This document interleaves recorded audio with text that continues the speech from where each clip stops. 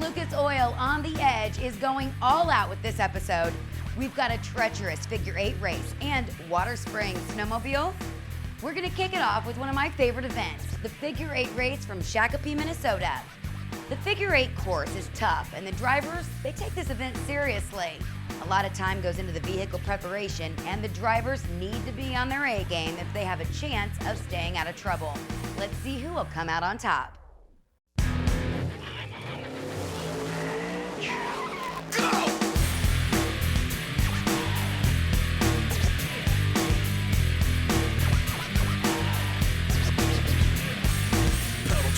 Got it tacked up, and if you get too close, you're getting cracked up. Stone cold when I roll, coming out of the hole. Get back, cause I'm out of control. I'm on the edge.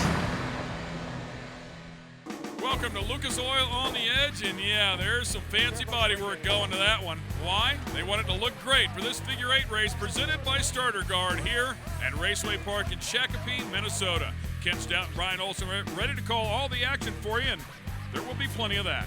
I guarantee you, and one of the things you do have to do in any kind of figure eight demolition derby is you got to have one of them great big sledgehammers. This is what Lucas Oil on the Edge is all about, the fans. They are here tonight supporting their local racers.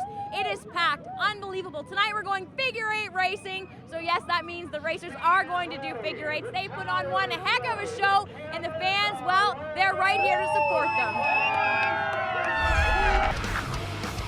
These people show up in droves too. They love the summertime, of course, to get out here, get out, and enjoy some great racing.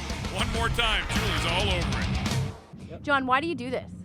Just something I always wanted to do. Always come out here and watch the races, and I finally just wanted to do it myself. So for fun, it's all pure fun. Well, the top fuel dragster's in the shop, so this is the next best thing, you know. It's all about the adrenaline rush. Yeah, when that old fuel car's in the shop, you got to find something to do. Yeah, I'm just trying to think of where do you actually take your top fuel car when it needs repaired.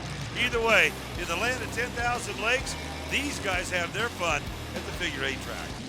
As you can see here, 21 cars out here in this field. It is a full house. That always means a lot of action. The green flag is waving. They stand on the throttle. Here we go. And you know, it won't really get busy in the middle section, if you will, Ken. You'll probably lap 4 or 5 somewhere in that area. As Dennis Barta, Todd Wilson will battle it out for the top spot here early on. And it's really amazing how far the technology has come in these cars. You see them, they are still side by side. It looks like lap number 1. And we heard Angela at the top of the show say they take it seriously. They take this very seriously. And there's a lot of preparation that goes into these cars to get them to turn right and left at speed like this and run an inside line and an outside line. Perfect example, open wheel cars they have wheel stagger to make an oval track event. You know, you can go into the modified series, NASCAR series cars, whatever. But just the opposite with these machines, like you said. They got to go left and right, battle it out in the middle. Uh-oh, baby, things are going to get dicey here in just a minute. On the Edge is brought to you by Lucas Oil Products, made in America, sold to the world. General Tire, unleash the fury. And by Starter Guard, no more dead batteries. All right, our good friend Julie Atchison strapped the skid lid on, and she went for a ride. She had a good time, too. They actually did the flagpole race here, as you know. They've been doing it for a long, long time, but Julie had a great time. Dennis Bart out front, and Dennis no stranger to being in the front of the pack, and one of the seasoned veterans here in Shakopee. Well, they singled it out now. Oh, two of them together coming out of the turn. Man, that was a tough hit. That's rare to see anywhere except in the cross section. One more look at it here.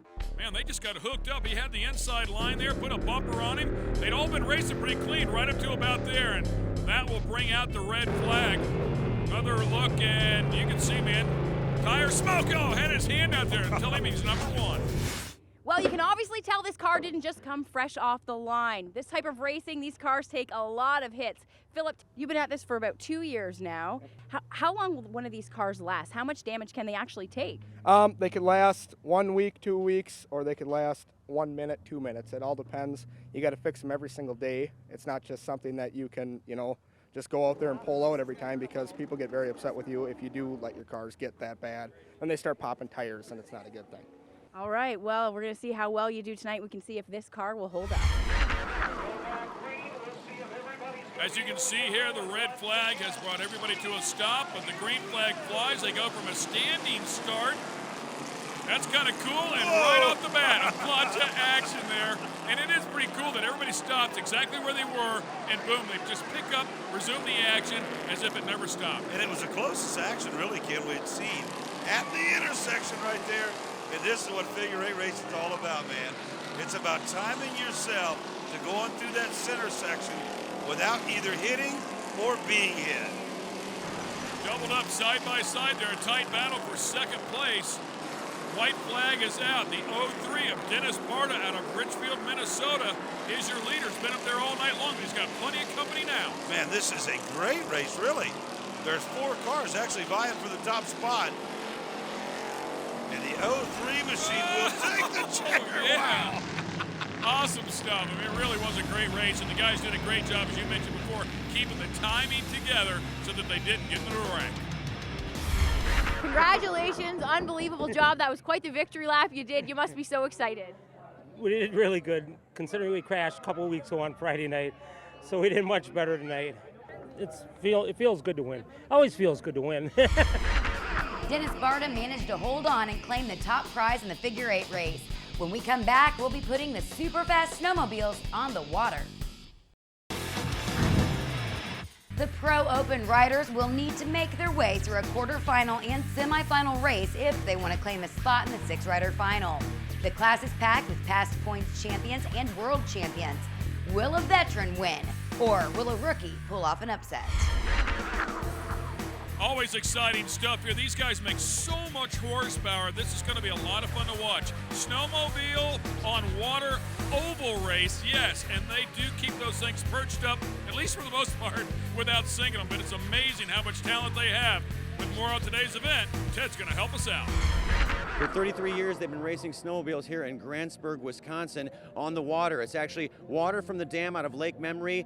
Thousands of fans show up here, and it is quite an event. Full throttle, 135 horsepower plus 4 laps. You got to stay afloat, and you are going very quickly. Now, there's not a lot of bite in this water because it's only about 5 or 6 feet deep. So look for a lot of guys to be sliding around the corners, especially that first corner. Some of them will be hitting that first corner at 80 miles per hour. All right, quarterfinals here. Watch these guys. I mean, when they launch these things, pick up the front ends. Yeah, that's what I'm talking about right there. I mean, this is bad to the bone stuff. You want to take that inside line. Of course, it's the shortest way around. As you watch right there, you think to yourself, they're snowmobiles, but they are on water.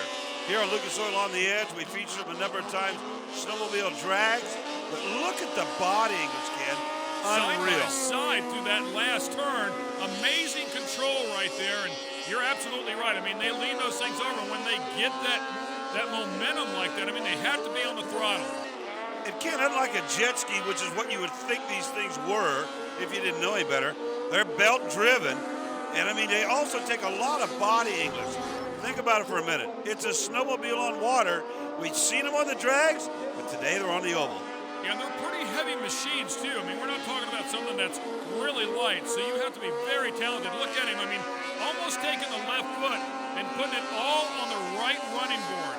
And Andy Bussey, Ken, who just 2 laps ago was in third, makes his way to the top spot. Chad Mackey will finish second. They'll move on.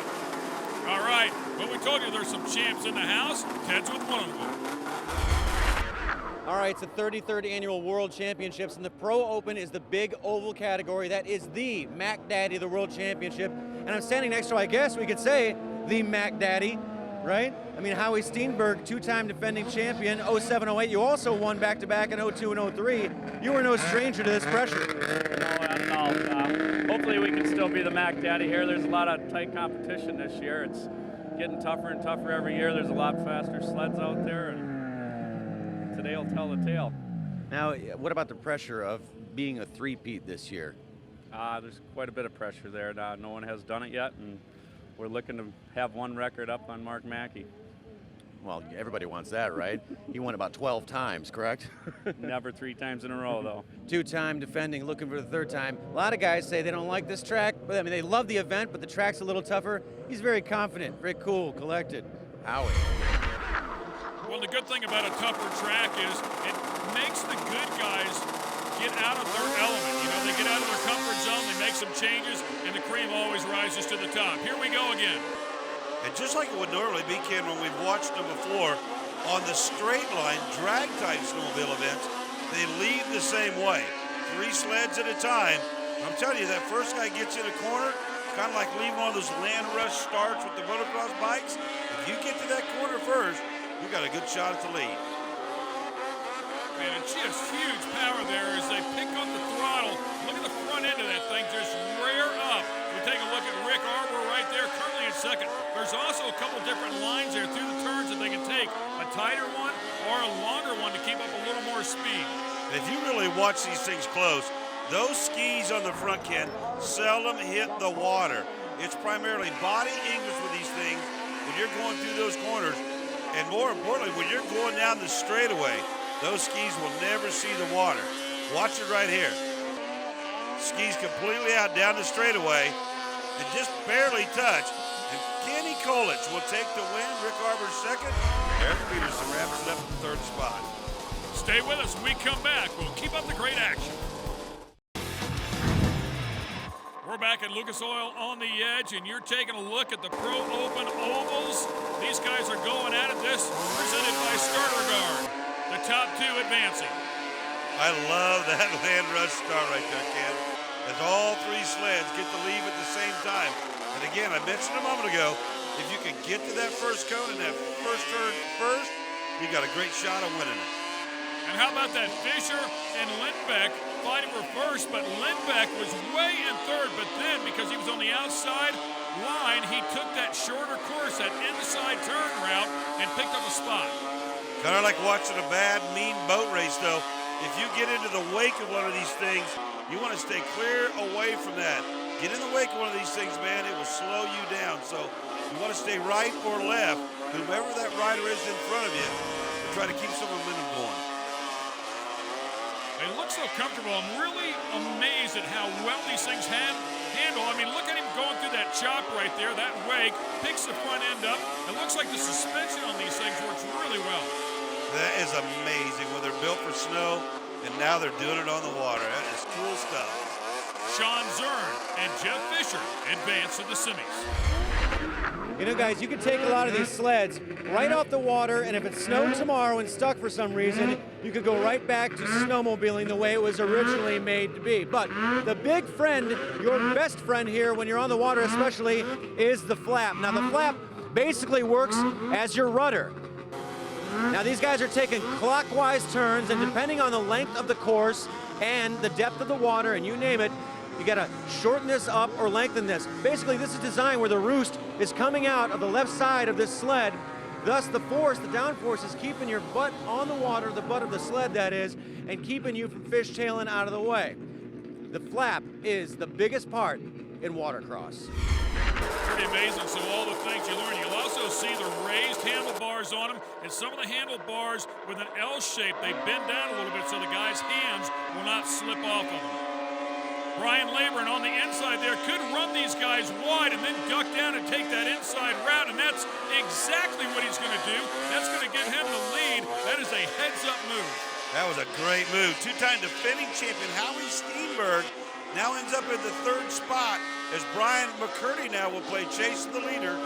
And this is just a great matchup, but I got to tell you, Howie's got some ground to make up here, Ken. Got a long ways to go. I mean, he's got to just scrap to get up into that top 2 to try and make it into the semis. Here he comes, too, on the inside, side by side. Wow. Just washes him out. McCurdy almost crashes the thing. No wonder he's won so many times.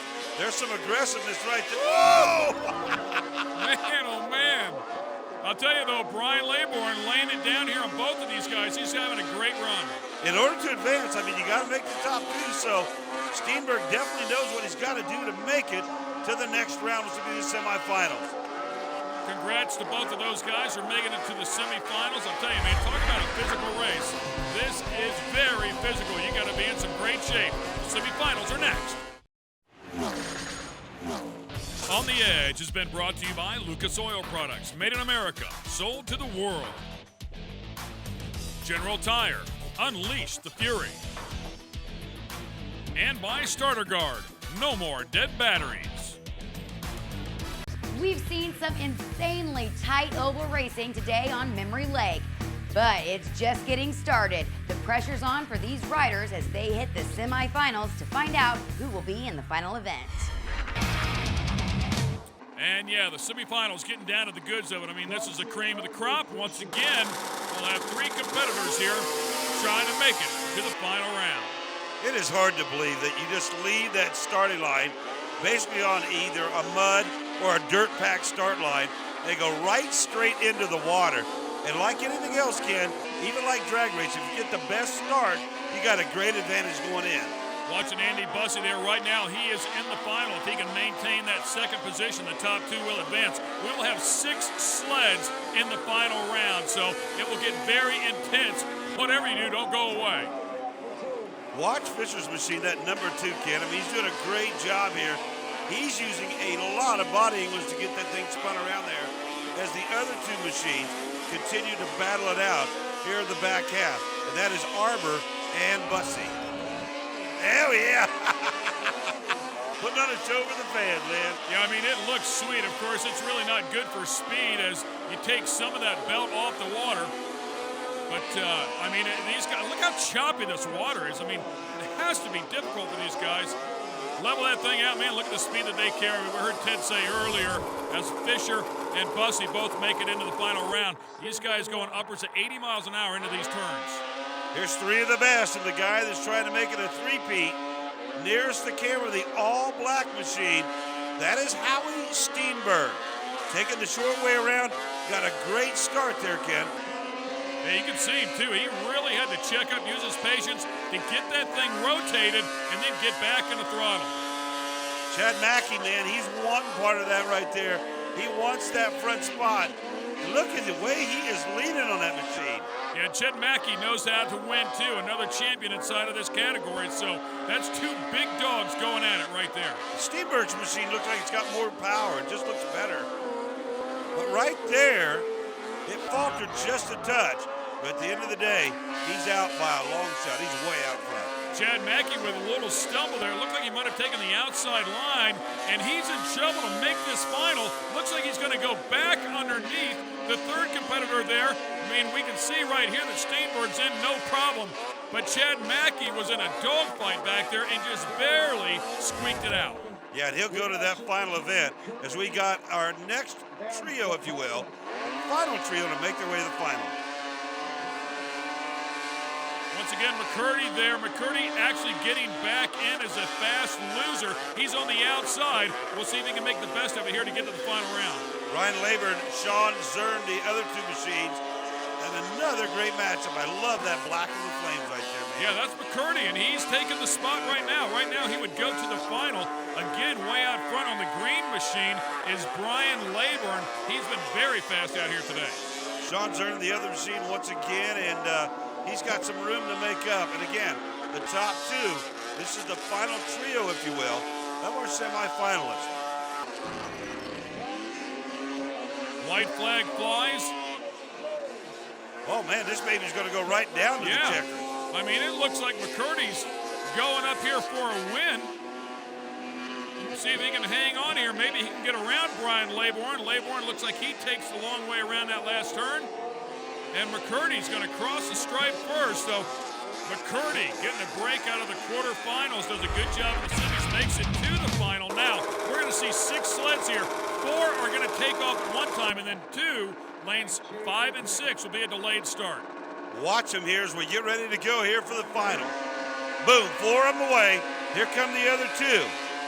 Bussey, Fisher, Laburn, and Steenberg out early. McCurdy and Mackey now play catch-up. Steenberg with a small advantage, but he did take the inside line, but he had to fall in behind Laburn to do it. Now Steenberg with some trouble. Oh! And that's McCurdy. McCurdy, and he's going to sink. He's done. And the first thing he'll do is he'll grab that device that is kind of the airbag, not really an airbag, but a locate device. And that's kind of why this purpose-built facility is only 6 feet deep. And Ken, I gotta tell you something. As many times as we've seen this thing, I've never seen this track this choppy before. Jeff Fisher on the blue sled is out front doing a great job. Laboring in the green and Steenberg in the all black. You also see Mackey there in the hunt there beside Steenberg. Andy Bussey in first though right now, hanging on to the spot. It looks like he's got some good breathing room. Man, he is making it look easy. And anytime you get yourself in a position where you are fighting for a spot, like 2 or 3 of these riders are right now, it's just that much easier for that guy out front, Andy Bussey. And it looks like Steenberg's taking over second place. Mackey behind him. Again, Jeff Fisher on the blue number 2. He falls back to 4th place. Looks to me like Bussey's machine is so good right now, he's almost getting ready to catch some of those guys at the back. Yeah, he's looking at Labor, and he's looking over there. You can check out the green flag to the left. And then, of course, you see McCurdy standing there right in the middle of the lake. I mean, just hey, watching. Will someone come and get me, please? Talk about the front row seat. Tough break for him. He's been so fast out here today. But last lap, the white flag flies. And, yeah, Bussey getting ready to lap Laborn right there. Steenberg is not going to triple up. He's not going to make it 3 in a row. Bussey, on the other hand, is going to make this one look easy. He's already passed that bright green machine of Labour, and Andy Bussey is your champion today. Congrats to Andy, followed by Howie Steenberg, and then Brian Labour round out the top 3. Let's talk to the champ. All right, Andy Bussey, I'll tell you something. You dominated in the past, gone through some rough times. It's a brand new sled. You blew it up the first time you took it out. Yep. It lasted all weekend. You didn't lose all weekend. You dominated, man. Yeah, it's been fun. Like I said, we did blow it up last night. We did a past champions thing, and we ran across the water, and I broke a piston top above the ring and snapped it off, and we went back, and everybody helped get it done, and we made sure it was up and running this morning, and worked out great. I couldn't ask for a better family of racers and people to race with. I love it. This has been an exciting episode of Lucas Oil on the Edge. For Ken Stout, Brian Olson, Julie Atchison, and Ted Brunson, I'm Angela Jenkins. Log on to speedtv.com and link over to newwavetv.com for a list of upcoming OTE shows. Remember, you're not living unless you're on the edge.